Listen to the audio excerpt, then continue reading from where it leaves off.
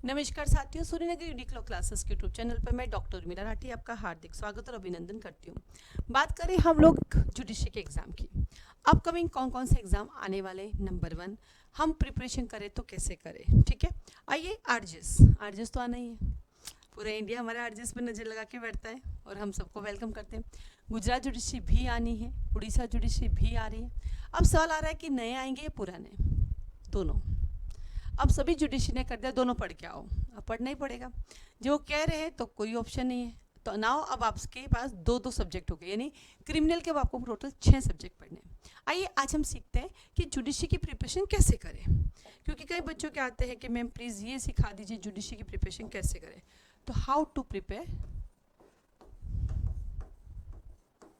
Judiciary. सबसे पहला सवाल, मैं पहले प्री कर लूँ क्या मैम, फिर मेरा मैन हो जाएगा क्या? बिल्कुल। जो ये सोचते हैं मैं पहले प्री कर लूँ फिर मैन, कर सकते हैं। यदि आप सोच रहे हैं तो आप कुछ भी कर सकते हैं। जैसे यूपी जुडिशरी है, उसके प्री और मैन में अलग अलग है। तो एक मात्र ऐसी जुडिशरी है जिसे प्री और मैन को साथ साथ करने की जरूरत नहीं है। आप पहले प्री कर सकते हैं और देन मैन, और वो है छत्तीसगढ़ जुडिशरी। क्यों? क्योंकि छत्तीसगढ़ जुडिशरी के अंदर जो है हमारा क्या होता है, वहाँ पे प्री में लॉ आता है और मैन में लॉ आता ही नहीं है। वहाँ पे मैन में क्या आता है पता है? जजमेंट राइटिंग और ट्रांसलेशन आती है, तो कर सकते हैं।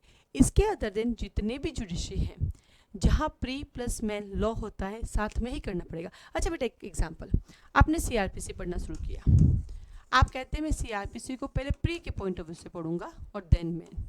आप कैसे उसको डिसाइड करोगे, मुझे बताओ। कि मैं, आप ओनली मैन पढ़ सकते हो बट ओनली प्री कैसे पढ़ोगे?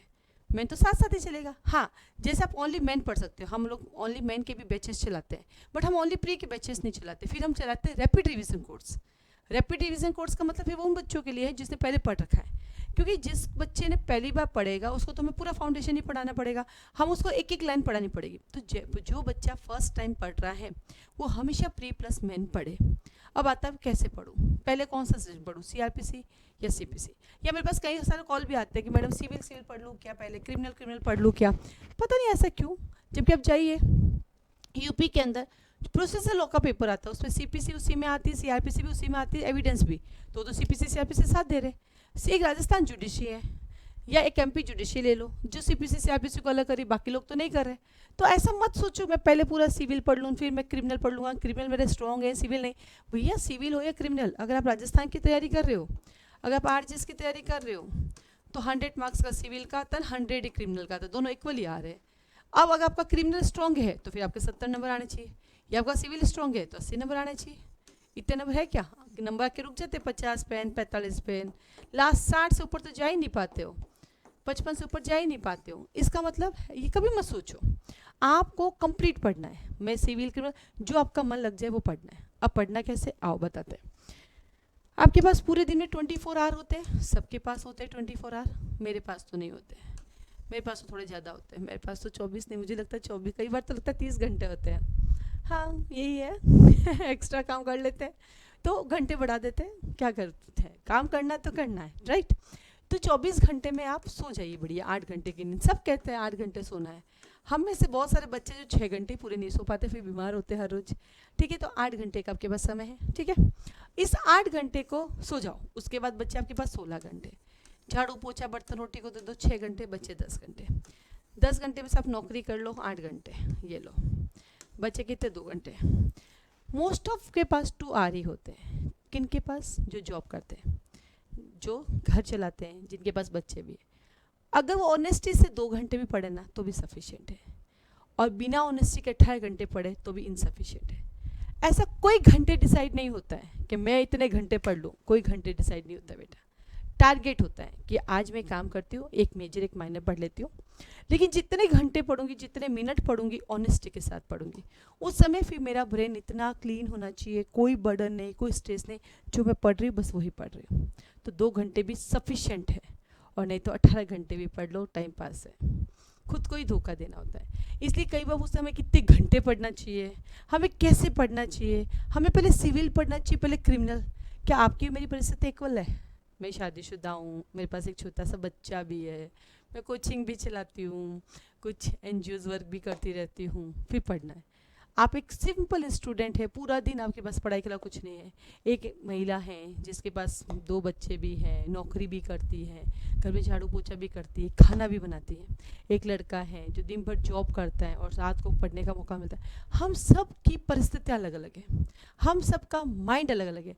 तो हाउ इट इज डिसाइड कि तुम 6 घंटे पढ़ोगी मैं भी पढ़ लूँ क्या? अच्छा तू आज सीआरपीसी पढ़ ली मैं भी आज सीआरपीसी पढ़ लूँ? नहीं, हमारी परिस्थितियाँ हमें क्या अलाउ करती है, हमें उसके अकॉर्डिंग काम करना है। हमें दूसरों के पीछे नहीं भागना है, हमें किसी से आगे भी नहीं बढ़ना है। हमें तो हमारी एक जज की सीट सिक्योर करनी है और वो हमारे द्वारा बनाए गए टाइम टेबल से ही होगा। मैं रोज़ टाइम टेबल बनाती हूँ, मैं फाड़ती हूँ, मुझे पड़ता है टाइम टेबल बनाती हूँ, फॉलो नहीं होगा मैं फाड़ूंगी, लेकिन मैं फिर भी बनाती हूँ। क्या पता कभी ना कभी तो फॉलो हो जाएगा। मैं बिल्कुल ही नहीं बनाऊंगी, आलस ही कर लूंगी, नहीं तो उसको देख के शर्म आएगी यार कितने फाड़ दिए। और फाड़ो भी मत, एक लगाओ नहीं हुआ दूसरा उसके ऊपर चिपकाओ, तीसरा देखो तो उसका वजन तो बढ़ रहा है, आपको गिल्ट फील होगा, रहे यार अब पढ़ लेती हूँ, मैं कर लूँगी। और कर लेंगे, आपको करना आप कर भी लोगे, ऐसा कोई बड़ी बात नहीं है। अब आता है पूरे दिन में अगर मैं सीआरपी से उठाता हूँ तो कितनी देर में पढ़ना चाहिए? तो कोशिश करें मेजर एक 3 दिन में ख़त्म हो जाए और माइनर एक दिन में ख़त्म हो जाए, नंबर 1। नंबर 2, कोशिश करें कि एग्ज़ाम से पहले आपकी हर एक स्टडी, हर एक सब्जेक्ट इतनी बार हो जाए जिसकी काउंटिंग नहीं कर सकते आप।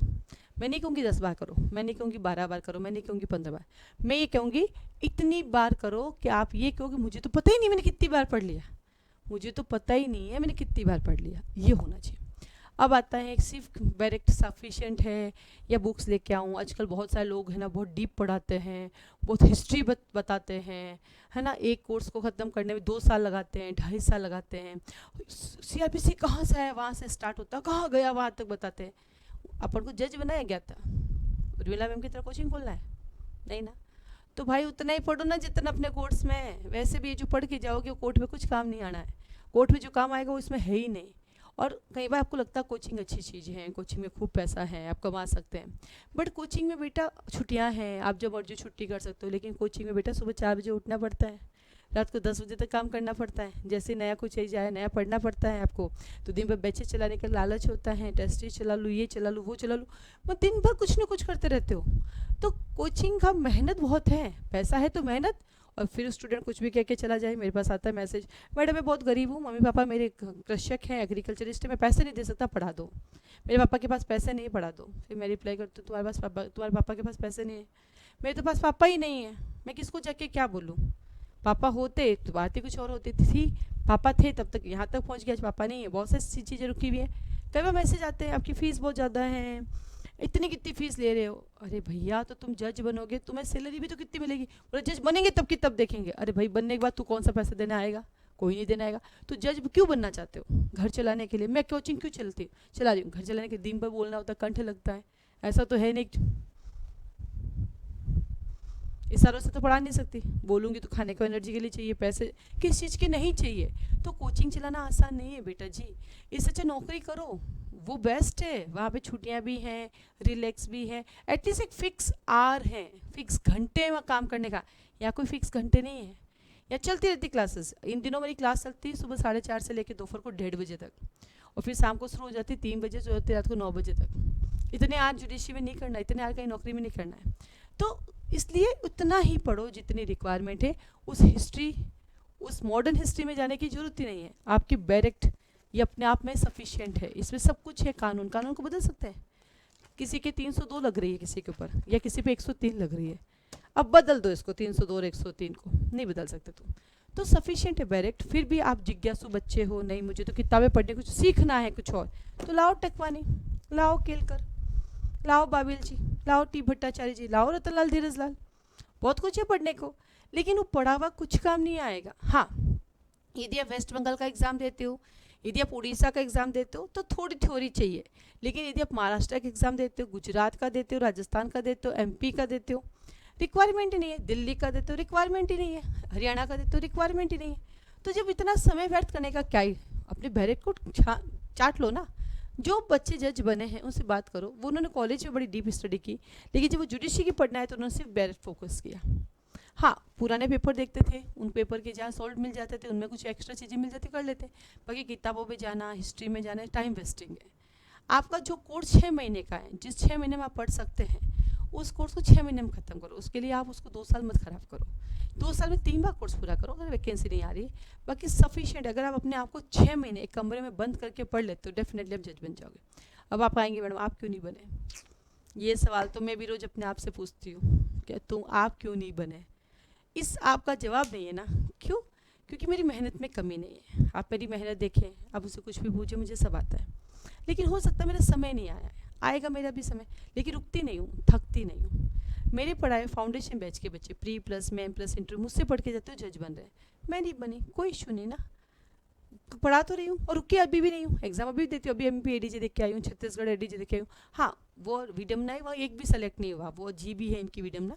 लेकिन ठीक है ना, आखिर एक दिन ये उर्मिला मैम आपको जज बन के दिखाएगी। समय लेट आएगा, अगर पहले ही बन गई होती तो आपसे मुलाकात नहीं होती। तो एक लाइन सिखाई मुझे मेरे स्टूडेंट ने, मैं उसको हमेशा याद करती हूँ।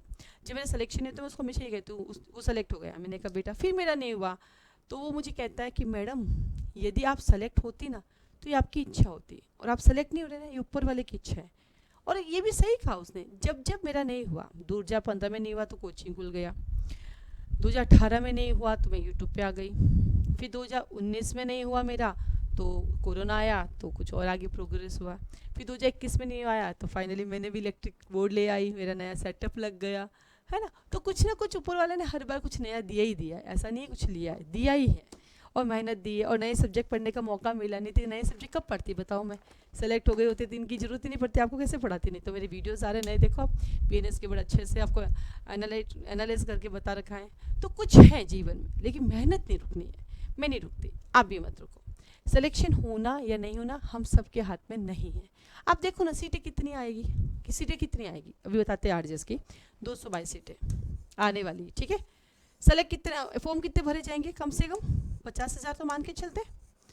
तो क्या 50,000 के 50,000 बच्चे सेलेक्ट हो जाएंगे? नहीं ना, 222 ही बच्चे सेलेक्ट होंगे ना, बाकी सब तो नहीं होंगे। अब इन 222 में से एक बच्चा होगा जिसकी फर्स्ट रैंक आएगी, और एक बच्चा होगा जिसकी 222 रैंक आएगी, राइट। तो फिर फर्स्ट तो एक ही आया ना, 2-4 तो नहीं आए, उसको भी नहीं पता फर्स्ट आएगा। बहुत सारी चीज़ें हमारे पास नहीं होती है, हमें पता भी नहीं होता आगे क्या होने वाला है, लेकिन हम बैठ चिंता करते हैं। हमारा एक ही चिंता है, मैं पढ़ लूँ, मैं समय व्यर्थ ना करूँ, मैं पढ़ लूँ, ठीक है। तो इसलिए जो बच्चे कहते हैं कि मैं सिविल पढ़ूँ या मैं क्रिमिनल में 1 घंटे, एक दिन में कितने घंटे पढ़ूँ, कितना पढ़ना चाहिए, जितना आपका हो सके उतना पढ़ो, लेकिन इतना पढ़ो कि 15 डेज में आप अपना सिलेबस कंप्लीट कर सकते हो। लास्ट लाइन कह रही हूँ मैं, 15 दिन में आप अपना सिलेबस ख़त्म कर सकते हो, इतना पढ़ो, इससे ज़्यादा ढीला नहीं होना है। हर 15 डेज में कोर्स ख़त्म, चाहे किसी भी स्टेट का कर रहे हो, ठीक है। चलिए अब आता है LLB स्टूडेंट। LLB के साथ ही जुडिश की प्रिपरेशन करें। LLM वाले भी अपनी जुडिश रुके नहीं। मिनिमम एज राजस्थान में 21 है, मैक्सिमम एज 45 है, ठीक है। 45 ईयर्स तक फीमेल आप दे सकते हैं एग्ज़ाम राजस्थान के अंदर। जनरल मेल कैटेगरी जो है, जनरल कैटेगरी मेल की है, वो मिनिमम 21 है, मैक्सिमम 40 साल है, वो दे सकते हैं एग्ज़ाम, ठीक है। तो इस तरह से आपका टारगेट चलता है, तो आप आराम से राजस्थान तो पूरा इंडिया दे सकते हो, कोई इशू नहीं है, ठीक है। आज के लिए धन्यवाद।